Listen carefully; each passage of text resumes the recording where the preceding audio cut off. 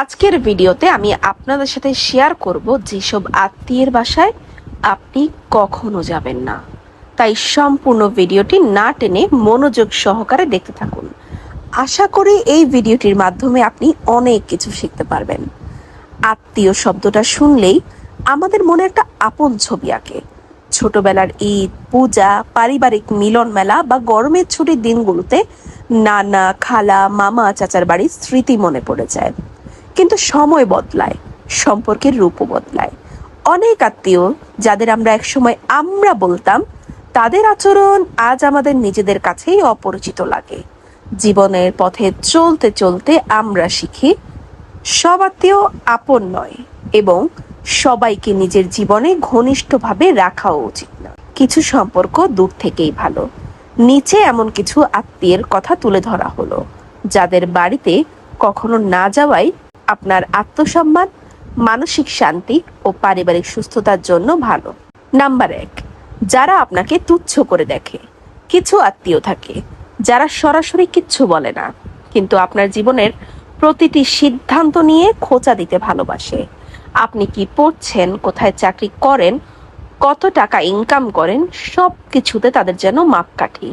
আপনার সন্তানকে দেখেই বলবে, এই তো দেখতে তোমার মতো হয়নি, বা ও কি ইংলিশ মিডিয়ামে পড়াওনি, আজকাল তো সবাই পড়ায়।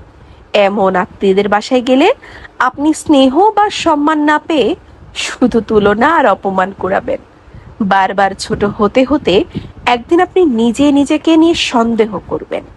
তাই এমন আত্মীয়দের কাছ থেকে দূরে থাকাই ভালো। নাম্বার 2, যারা মুখে মিষ্টি কথা বলে কিন্তু মনের মধ্যে বিষ। এই ধরনের আত্মীয়রা সামনাসামনি আপনার সাথে খুব ভালো ব্যবহার করবে, হাসি মুখে চা নাস্তা দেবে, আপনার ছেলে মেয়ের মাথায় হাত বুলিয়ে বলবে, বাহ কত বড় হয়ে গেছে। কিন্তু আপনি চলে যাওয়ার পর পাশের ঘরে গিয়ে বলবে, ওরা আসলে খুব চালাক, শুধু নিজেদের স্বার্থটাই দেখেছে। এছাড়া আপনার ব্যক্তিগত কথাগুলো ছড়িয়ে দেবে অন্য আত্মীয়দের কাছে। এই মুখোশধারী আত্মীয়রা সম্পর্ককে ভালোবাসার জায়গা থেকে নয়, গসিপ আর প্রভাব খাটানোর অস্ত্র হিসেবে ব্যবহার করে। আপনি যতই খোলামেলা হন, তারা ততই আপনার দুর্বলতা খুঁজে নেবে। এদের বাসা এড়িয়ে যাওয়া মানেই নিজের শান্তি রক্ষা করা। নাম্বার 3, যারা কেবল প্রয়োজনে আপন। কি খবর, অনেকদিন কোনো দেখা নেই। এই লাইনটা তখনই শুনবেন যখন তাদের টাকার দরকার বা কোনো কাজে সাহায্য লাগবে। এই আত্মীয়রা আপনাকে খোঁজ নেয় না, কিন্তু যখনই কোনো সরকারি কাজ, মেডিকেল অ্যাডমিশন কিংবা চাকরির রেফারেন্স লাগে, তখন আপনি ঘনিষ্ঠ আত্মীয় হয়ে যান। আপনি যদি কখনো না বলতে চান, তাহলে আপনি হঠাৎ করে অভিমানী, অহংকারী হয়ে যাবেন। এই ধরনের আত্মীয়দের বাসায় গেলে একবার হয়তো খাতির পাবেন, কিন্তু ভেতরে ভেতরে আপনি থাকবেন শুধুই সুবিধার মাধ্যম। নাম্বার 4, যারা আপনার স্ত্রী, স্বামী বা সন্তানকে অপমান করে। আপনি নিজে অনেক কিছু সহ্য করতে পারেন, কিন্তু আপনার জীবন সঙ্গী বা সন্তানের অপমান সহ্য করা খুব কষ্টের। কিছু আত্মীয় আছে যারা কথার মাঝে স্ত্রীকে বেশি আধুনিক বা চুপচাপ বউ বলে কটাক্ষ করে।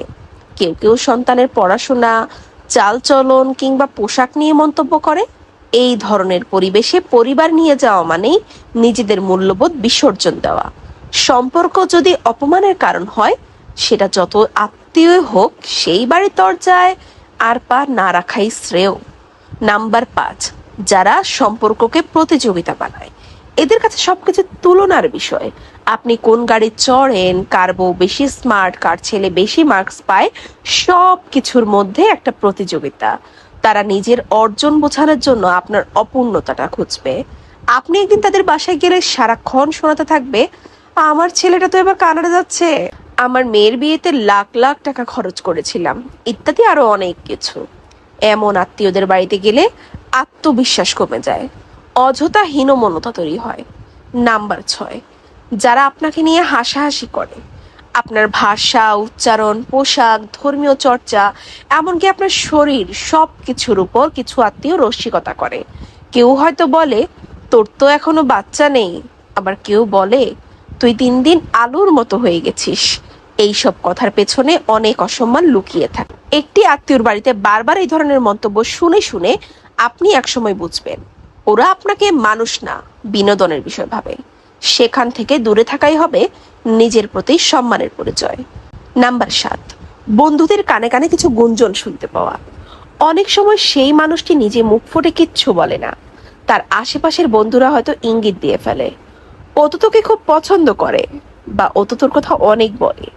এরকম কিছু কথা মাঝে মাঝে শোনা যায়। গোপন প্রেম এমন এক বিষয় যা একা চাপা থাকে না, আশেপাশের মানুষও ধীরে ধীরে বুঝে ফেলে।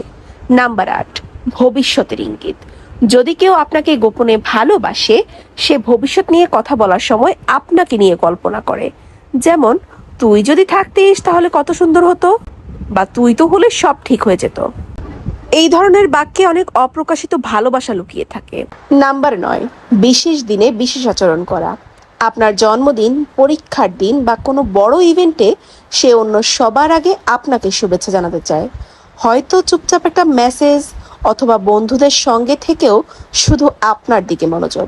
এই সব ছোট ছোট মুহূর্তে তার অনুভূতির গভীরতা বোঝা যায়। নাম্বার 10, ভালোবাসা প্রকাশ করতে ভয় পাওয়া।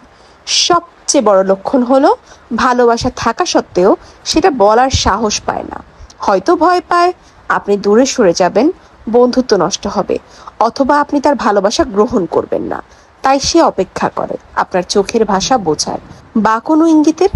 গোপন ভালোবাসা অনেকটা গানের মতো, শোনা যায় না কিন্তু অনুভব করা যায়।